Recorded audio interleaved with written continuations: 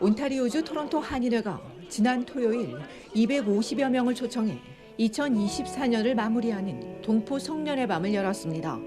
김정희 한인회장과 권태한 총영사 대리, 조성훈 문화관광부 장관 등이 참석했습니다. 2024년 우리 동포의 밤에 오신 여러분들 진심으로 환영합니다.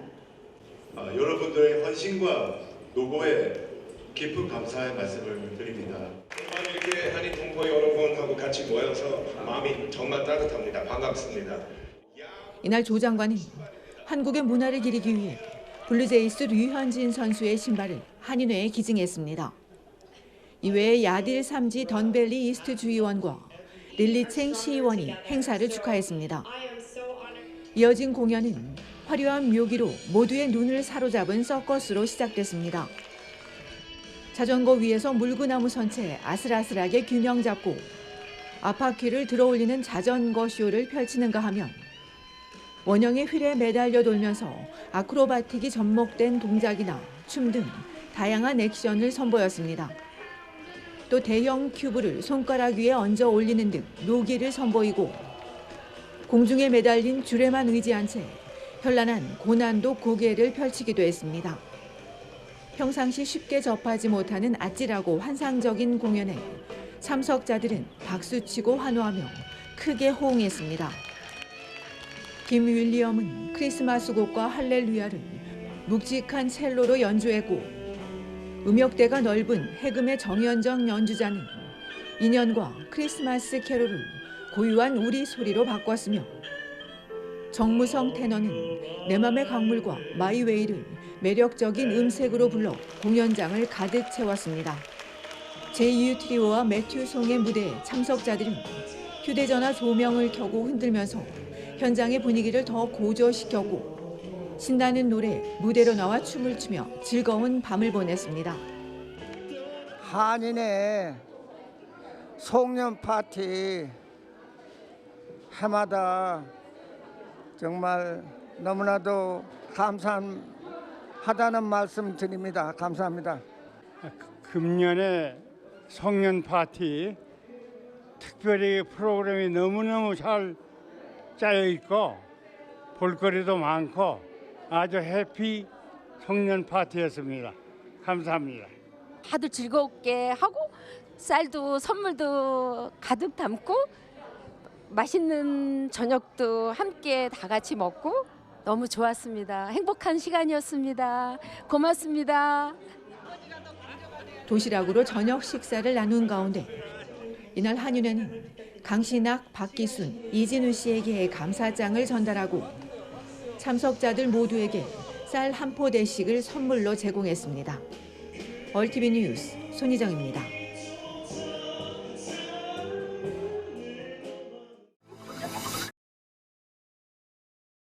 암 환자와 가족이 엄청난 비용을 부담하면서 상황이 더 악화되고 있다는 경고가 나왔습니다. 오늘 캐나다 암협회는 암 환자의 소득 손실과 직접 비용을 포함한 포괄적인 경제적 영향에 대해 처음으로 보고서를 발표했습니다. 보고서에 따르면 암 환자가 평생 동안 부담해야 할 비용은 평균 3만 3천여 달러에 달했습니다. 캐나다에서 암 환자의 수술과 화학요법 등 항암 치료는 공적으로 보장됩니다. 또한 병원을 오가는 관련 비용 일부는 캐나다 암협회와 일부 암 전문 그룹이 지원하고 있습니다.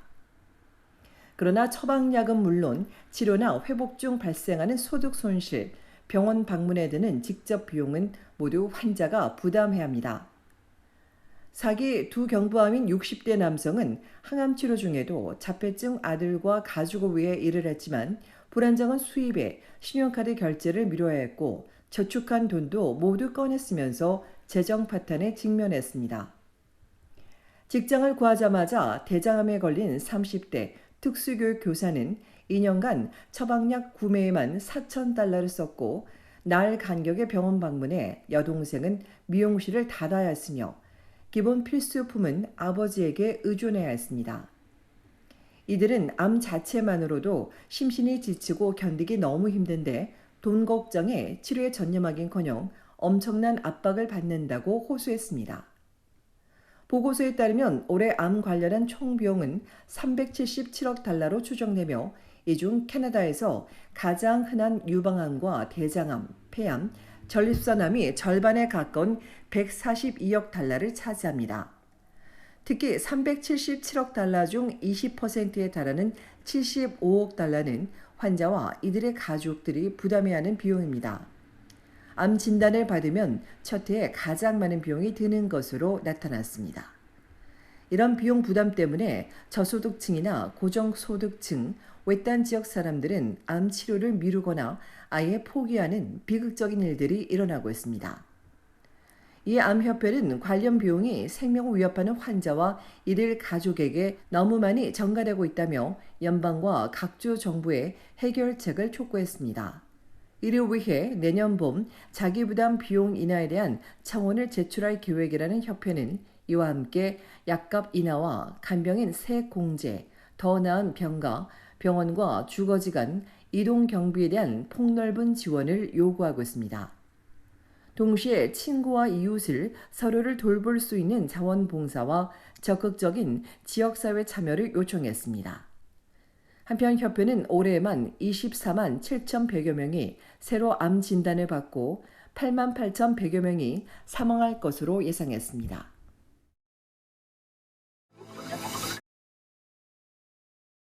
에어 캐나다가 새해부터 최저 요금 승객의 기내 수화물과 좌석 변경에 추가 요금을 부과하기로 했습니다. 오는 1월 3일부터 기본 요금 승객은 기내 개인 물품 1개까지 무료 반입이 가능하지만 더플백이나 기내용 캐리어, 대형 백은 추가 요금을 내야 합니다. 추가 비용은 첫 번째 $35, 두 번째는 $50인데 만일 게이트에서 체크인할 경우엔 개당 $65를 내야 합니다. 무료 개인 물품이란 지갑이나 노트북 등 좌석 아래에 보관할 수 있는 소지품이며 유모차와 이동보조기구, 의료기구도 무료 반입이 가능합니다. 이는 북미와 캐러비안 등 휴양지 항공편이 대상입니다. 이와 함께 21일부터는 체크인할 때 배정된 좌석을 변경하려면 별도의 요금을 내야 합니다. 이 정책은 올해 초 시행하려다 여행객들의 큰 반발에 부딪히며 이틀 만에 중단된 바 있습니다. 좌석 변경에 대한 요금은 선택 좌석에 따라 다르게 적용되는데 구체적인 요금과 적용 시기는 아직 나오지 않았습니다. 에어 캐나다는 저가 항공사와 유나이티드 등이 이미 유사한 정책을 가지고 있다며 다른 캐나다 항공사들과 비슷한 요금 구조라고 강조했습니다. 승객 옹호단체는 요금이 낮으면 뒤쪽 가운데 좌석에 앉게 될 거라며 승객들은 가격 비교 검색에서 요금이 저렴하더라도 요금을 꼼꼼히 확인해야 할 것이라고 전했습니다. 한편 앞서 지난 6월 웨스트젯이 울트라 베이직 요금제를 도입하고 기내 반입 수화물을 제한한 뒤 좌석 선택에도 요금을 부과했습니다.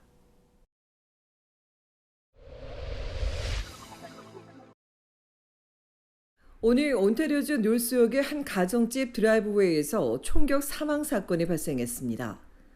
오늘 새벽 4시쯤 로렌스 애비뉴 웨스트와 안렌 로드 인근 페어홈 애비뉴에 있는 주택 드라이브웨이에서 총상을 입고 숨진 남성 1명이 발견됐습니다. 살인사건 수사팀이 현장 주변을 봉쇄하고 주변 도로를 통제한 뒤 사건을 조사하고 있지만 오전 중 숨진 남성의 연령과 용의자에 대한 인상 차기 등은 공개되지 않았습니다.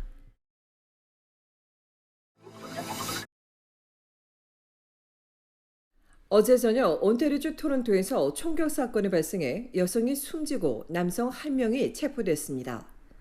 어제 저녁 7시경 댄퍼스 애비뉴 남쪽 존스 애비뉴 419번지에서 총격 사건이 발생했다는 신고를 받은 경찰이 현장에 출동해 집 앞에서 총상을 입은 여성을 발견하고 응급 조치를 취한 뒤 외상센터로 급히 옮겼으나 끝내 사망했으며 현장에서 20대 남성을 체포한 경찰은 범행에 사용된 무기는 압수했다고 전했습니다.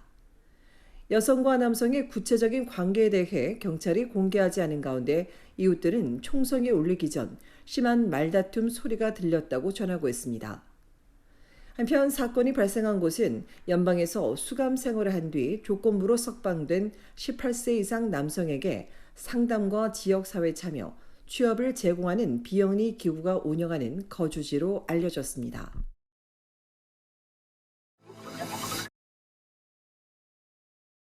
최근 여론조사에서 온타리오주 보수당 지지율은 43%에 달해 25%인 자유당에 크게 앞섰으며 이외 신민당 21%, 녹색당은 6%에 그쳤습니다.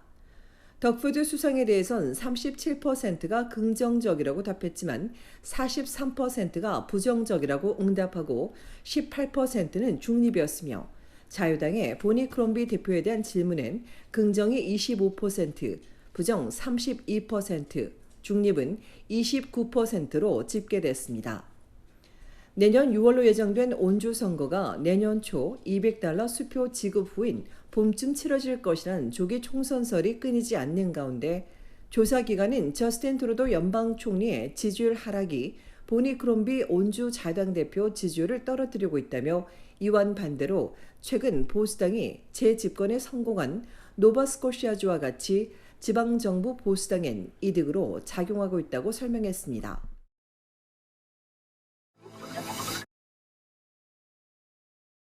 우버가 선불 요금을 도입한 지 2달이 지난 가운데 일부 우버 운전자들은 이 요금제 도입 이후 수입이 줄어들었다며 요금 산출이 명확치 않다고 지적했습니다.